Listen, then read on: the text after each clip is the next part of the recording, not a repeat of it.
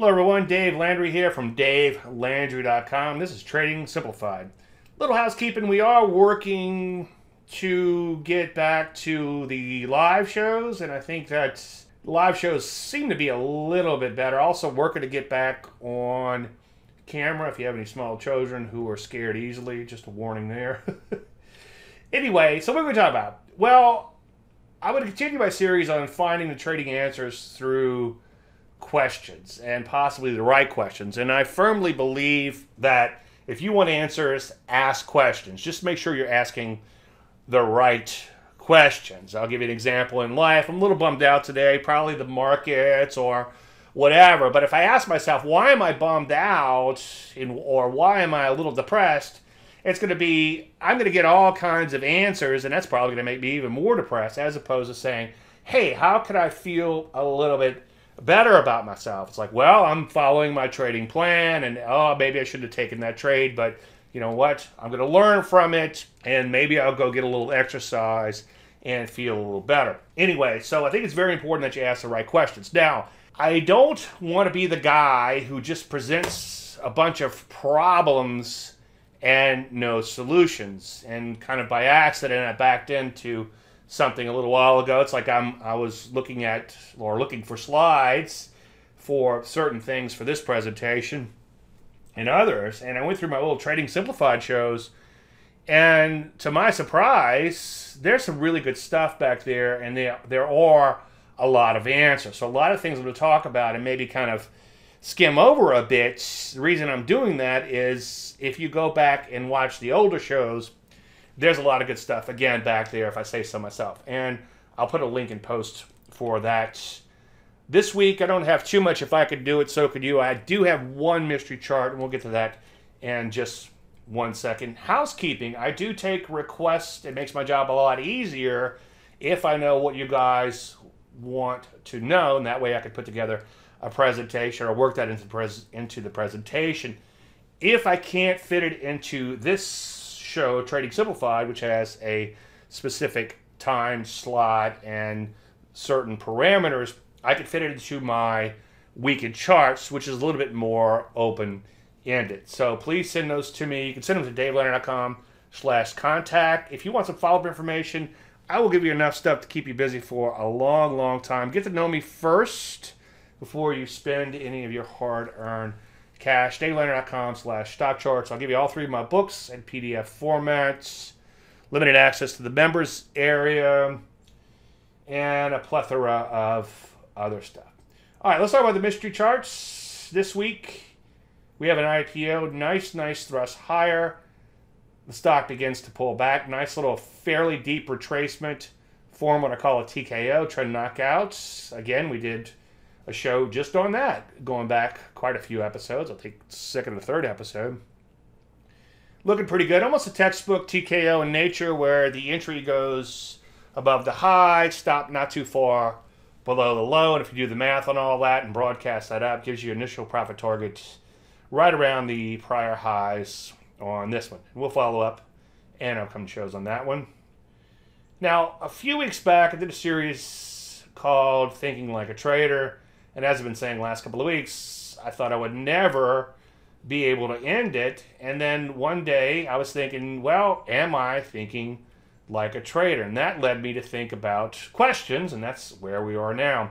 And I think, again, you could find your answers to any questions in life, but especially questions in trading, as long as you're asking the right questions. So that's what I want to focus on, or continue to focus on today. Again, I've said this several times. This is outside of my office. I have the Trade Like a Champion sign, and as I said last week and weeks prior, every time my wife leaves when she has a gig, as she's leaving, she says, "Trade like a champion today." And it kind of haunts me on days when things aren't going well. And lately, the stock trading hasn't been fantastic. The markets have been a little bit choppy, and I'll flesh that out in a little more detail in just a few minutes. So sometimes it haunts me, like, am I really trading like a champion? Now, I've been beating a dead horse on being patient, but right now is really a time where you really have to be patient. It seems like the markets were just beginning to get going, just beginning to trend. I'll show you a little bit of that in 1 second. But now they're already coming right back in. You have to remember that we are trend followers. And the reason we are trend followers is the only way to make money from a market is to capture a trend. Okay? You have to sell higher than you buy. Duh. Or cover lower than you shorted. And that's why I am a trend follower. Again, go in and watch old shows. Now, the thing you have to remember is in order to follow a trend, you must first have a trend to follow. And by the way, even though stock's a little choppy, if time allows, toward the end of the presentation, we'll get into crypto a little bit, and I'll show you how I'm finding opportunities there. And worst case, you can watch last week's Dave Landry's Weekend Charts and then come to this week's Dave Landry's Weekend Charts, and we can go through that again. These slides were borrowed from a presentation I did a while back called Trading Full Circle. And you know me, I often talk about how your attitude is far more important than your aptitude. And that's why the slide says mentality is key. And what is means, is the market going up? Is the market going down? And is the market going sideways? You do not want to trade a trend that does not exist. And over again, people will send me charts or ask me about charts that simply aren't trending. Now, I've told this story before, and there's a little bit of a rest of the story too. I think that is very relevant now. Years ago, I was asked to be on an institutional project, and it was a newsletter, and the newsletter cost $40,000 a copy. And the lineup of people that were part of the team reads like a who's who of the trading world. I named quite a few of them, but I'll leave somebody out. I don't want to slide anybody by accident. But anyway, I was really excited about this, and then as things began to develop, I found out that the only way for me to get paid was to recommend something. I wasn't getting paid just to be on the project. And I didn't see any setups for the first week or two. And I got to thinking about this. Maybe I'm not the right guy for this project because I might go days, weeks, and maybe even a month or longer in the trading service, as I'll talk about in 1 second. We just had our first setup, that mystery chart I just showed you. That's the first setup in about a month. So Peter Mothy, who was heading up the project, I called him up and said, Peter, look, I don't know if I'm the right guy for this project. I said, don't get me wrong, I'm thrilled to be on this project. In fact, I'm ecstatic. However, you guys need me to recommend trades, and there's going to be times where there's just nothing to do. And I just can't, or won't be able to come up with anything to do. And he goes, Dave, you're exactly the guy that we need for this project. He said, don't invent trades. Now, a bit of the rest of the story there was a few months later, we were in Mother's Restaurant in New Orleans for the American Association of Professional Technical Analysts meeting. We weren't there for the meeting. We were there to have supper the night before. And if you've ever been to Mother's, it's really crowded. And we were all kind of crammed into a back room. And I kind of had to squeeze by a table and kind of squeeze by Larry McMillan. And I was like, hello, Larry, my name is Dave Landry. He goes, I know who you are. And I'm like, oh, crap, you know. What did I do, you know? And before I could say anything, he said, you were on fire on that project. And it was really a pinch me moment, one of the few pinch me moments I could remember in my trading career. Anyway, the reason I think I was on fire, so to speak, was because I waited and waited and waited and waited and waited because I didn't want to look like an idiot in front of Greg Morris or Peter or Larry and all these other people who were on this project. And so I would only wait until I really, really had a good opportunity. Even though it was a little counterintuitive, I would have been rewarded possibly for more setups as opposed to the quality of the setup. And I'm sure if the newsletter would have survived, they probably would have put some kind of performance characteristic in there. They would have had to, I would think. Anyway, long story endless, the reason it didn't survive was not because of performance. The performance was outstanding. There were some other issues, and that's kind of a 2-drink minimum type of thing. But anyway, the reason I want to bring that up was this was a very important thing for me to learn or relearn is you need to be patient, and as Peter said, don't invent trades. Now, along the lines of trends, last week I was talking about things to look for in a stock when it comes to stock selection, and one thing that I wanted to mention this week was Landry Light, and right here I'm just using a 30-day EMA, and you can see there's some nice green below the chart. The only thing I want to point out is even if that indicator, or as I like to call them, illustrator, says the market is trending, don't forget about the net like we talked about last week. So you can see some pretty good trending periods in here, but every now and then the market begins to chop a little sideways based on the net price movement. And that net price movement is very important as far as trend trading. And this is why, because of the sideways movement we've seen lately, especially in the Russell 2000 and even in the NASDAQ, which failed to make new highs recently, by the way, is indicative of why we haven't seen a whole lot of setups as of late. But anyway, pay attention to Landry Light, but again, don't forget about the net. I think one of the most important things you could ask yourself is, am I putting capital into harm's way unnecessarily? Now, the only way to make any money trading is to trade. I know, duh implied. However, the only way to lose any money trading is to trade. So it's a bit of a paradox. And believe me, if you could figure out when not to trade, that's the holy grail. And that's a lot of my focus over the last several years, is trying to figure out how not to trade at certain times. And believe me, when it comes to trading, less is often more. Now, as I've been saying quite a bit and often, you need to ask yourself, is this trade going to make your future self angry? And the thing is, you need to ask yourself, how many times have you done a post-mortem and thought, what was I thinking? And if you're not doing a post-mortem on your trades, and I'm guilty, especially on losing trades, I don't want to do a post-mortem. Really don't, okay? On winning trades, I just feel good. I'm like, yeah, I'm so smart. I don't need to do a post-mortem. On losing trades, I'm like, I just get angry and don't want to even think about it.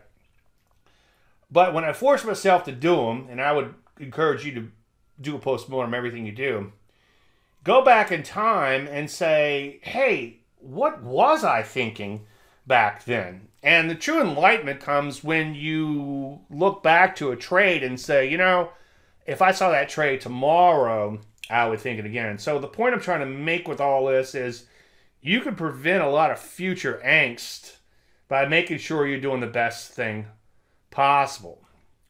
Now, Andy Duke coined the phrase resulting, and resulting is you're looking at the results and you're making some sort of inference, good or bad. Now, longer term, obviously, you're going to have to be profitable, and there is some resulting that has to happen. But on an individual trade basis, a lot of times the results can be a little random. Good trades can produce bad results, and bad trades can produce good results. That doesn't mean that a good trade with bad results was really a bad trade. If you were supposed to take that trade, then you should have taken that trade. And that's where the true enlightenment comes in. When you lose on a trade and you have zero regrets and honestly say that you would take the same exact trade if you saw it tomorrow. So I would encourage you to do the post-mortems and make sure they're brutally honest. Now, I've talked about this in prior shows. A must-take trade is trading cleanly and persisting in the direction of the trend, ideally accelerating. You got the Landry Light, and you have an obvious setup and all these other great things. Not that I'm Grand Poobah or anything, but if you go in and look at all the mystery charts, all of those, I thought, at least at the time, were fantastic setups. Now, maybe in hindsight or maybe in the post-mortem, I may have seen something that I didn't see in real time, but that's the secret, or one of the secrets of trading, is being able to see things and not feeling that, to quote Ed Seykota, as I said I would not quote him this week, but I guess I will, to make sure it's not intuition, make sure it's intuition, backed by all of these things that you can qualify, okay, all these reasons, as opposed to intuition. Now, I'm trying to get in the habit of calling that the must-take trade versus the mistake trade, okay? So if you have all these characteristics, plus a few more, but if you start with these, you're on your way. Some other things like, does it have overhead supply? It's probably be important, because that might limit your gains. But if it has all these positive characteristics, and you really like the setup, then it's a must-take trade. You got to be careful, though, not to try to force the issue. And a mistake trade is obviously recreational or revenge trading. I can be guilty of overtrading. Lately, I've been guilty of overtrading on an intraday basis simply because I'm here, and in these choppy markets, the markets have not been conducive for the trades. Now, we've talked about this before, but if you break down the must-take trade versus the mistake trades, and you look at the outcomes, okay, the resulting, and if you had a positive outcome from a must-take trade, well, those are pretty easy, okay?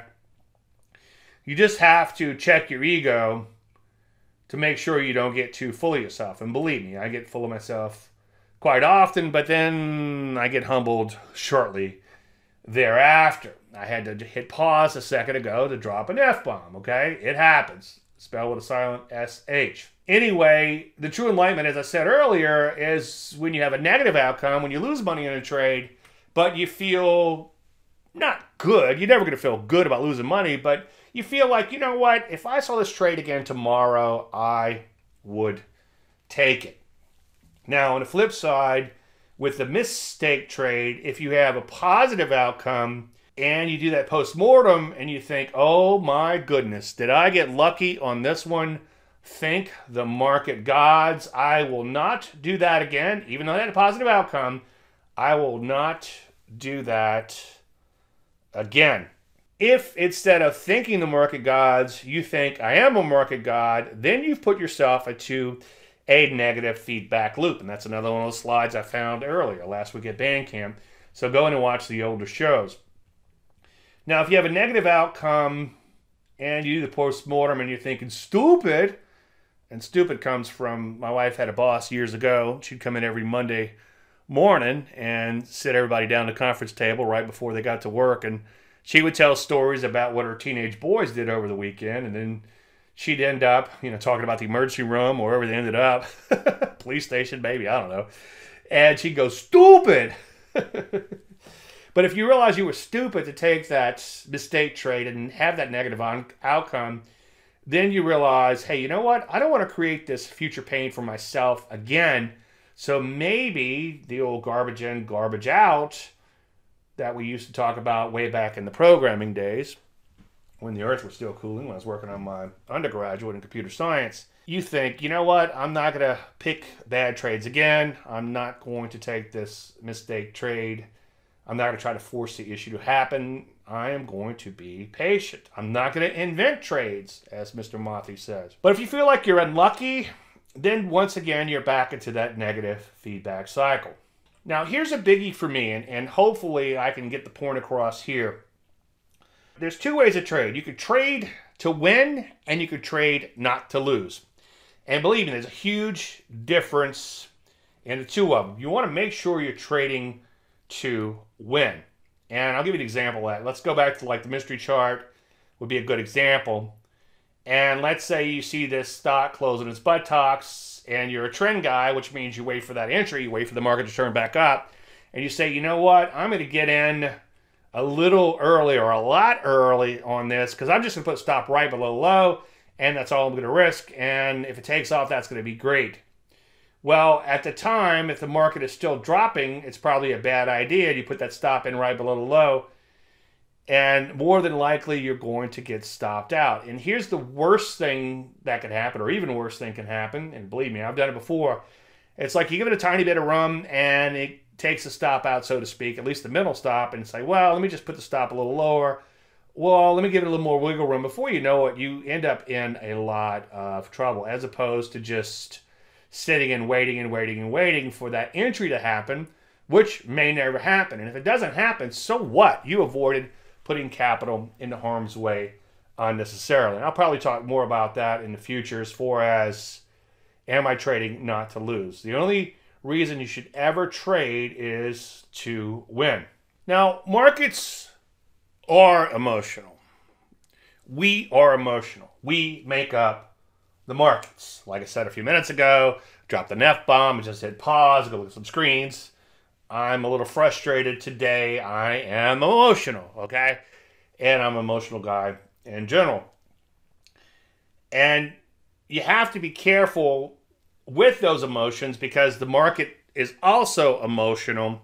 And if you can kind of keep your head and read the mind of the market through the charts, you can kind of learn how those emotions are interacting with the charts and what the mood of the market is. And you can never forget, or you should never forget, that you're trading traders, not markets. So you really need to ask yourself, am I interjecting logic and reasoning into the trade? Is it going up? Is it going down? Or is it going sideways? And my favorite saying is, am I confusing the issue with facts? Now, I need to get out more because I don't have that many stories, but fortunately, my AV guy showed up the other day, and I've been having some first world problems, which, knock on wood, I'm glad to have. That's fine, Anyway, he was looking for a password, and he remembered saving it on one of my computers, or me saving it or whatever, and he went to that computer, and I'm like, it's no longer on there because that's another computer. But anyway, he starts looking at all the flickering ticks, to quote Todd Harrison, which came from David Keller, by the way. Anyway, and he starts telling me about AMC and how he was up over 100K. And unfortunately, it has begun to drop significantly, as you can see, drawing a big blue arrow on the chart. And then he went on to explain that, well, it'll come back. He says the Reddit boys aren't selling. Well, if you go to the Reddit forums, they're all like, they were all over this when they pushed it higher, and then they're all like, we're not selling, we're not selling. Well, somebody's selling, okay? And probably some of those Reddit boys are. But let's say the Reddit boys aren't selling, right? Well, the market is still headed lower. What's going to happen if those Reddit boys start selling? And then he went on to explain that Amazon's making a lot of movies. They could simply buy out AMC easily. And I'm like, okay. Now, I'm not a huge fan of sitcoms. The canned laughter just drives me crazy. I know some of you probably think it's a short trip. But there was one episode of Just Shoot Me that I really enjoyed, and they had Slow Donnie as one of the characters. Slow Donnie was someone who fell out of a tree and blamed his brother and hit his head, allegedly, and actually he was fine, but he was playing the character of someone who was slow, so he would get free room and board, and people would take care of him, and he didn't have to work or anything. But in playing his role, every now and then he would see something obvious, and he would know that the person was wrong, and he would say, Donnie, think. And there were some pneumatic tubes, and the boss thought the tubes were propelled by hot air or something, and Slow Donnie was Donnie, think vacuum. So since that episode, my wife and I will be working on something or doing something, and one of us will state the obvious if the other one doesn't agree. Like, Donnie think Phillips, if I tell my wife to get a flathead screwdriver for whatever I'm working on, and she could plainly see it's a Phillips. Anyway, Donnie think is like stating the obvious. So in this case, Donnie think downtrend. And by the way, Google Slow Donnie on YouTube. It's hilarious. So in this particular case, Donnie think downtrend. Now here's a story I've told quite a few times about a friend who just bought a stock and bought a stock and bought more and bought more and bought more and bought more. And when I drew the big blue arrow on the chart, he said, well, that's in hindsight. And I said, well, not anything downtrend, and you said you bought it here because you like the company and so on and so forth, and you gave all this reasoning. And I think the last time I showed it, I mentioned that the company was bankrupt, but I did find an old slide where it went from up in the 40s down to a penny stock, and he had told me a while back that he had bought some when it was so cheap as a penny stock. He's still trying to fight the trend and still trying to get back to break even, often confusing the issue with facts. And Donnie thought downtrend a long time ago, and Donnie still think downtrend. So don't confuse the issue with facts, and maybe ask yourself, am I confusing the issue with facts? Now, or conditions conducive to my methodology. As I discussed a while back when I talked about traits of trend trading, one was that the market doesn't always move on your time frame. Just like I said earlier, I waited a long time before recommending any stocks for the aforementioned newsletter. Now, I grabbed this slide from Traits on Trend Trading, which I did a while back for the Trading Simplified show. And the point is, this is along the lines of patience and waiting for the right conditions. And the market doesn't move on your time frame. And this was something I posted in my Facebook group last summer, in fact. So I woke up with an epiphany. Trading is so effing easy when I wait for the best setups, take them, and then follow my trading plan. I think I might write that down. As I said earlier, even though the market had pushed higher, we've been chopping around quite a bit. Now, it's not quite as obvious in the S&Ps, but if you go back a little further, you can see, tried to take off, came back in, tried to take off, chop, chop, chop, chop, drifted higher, sold off, and now we're selling off again today.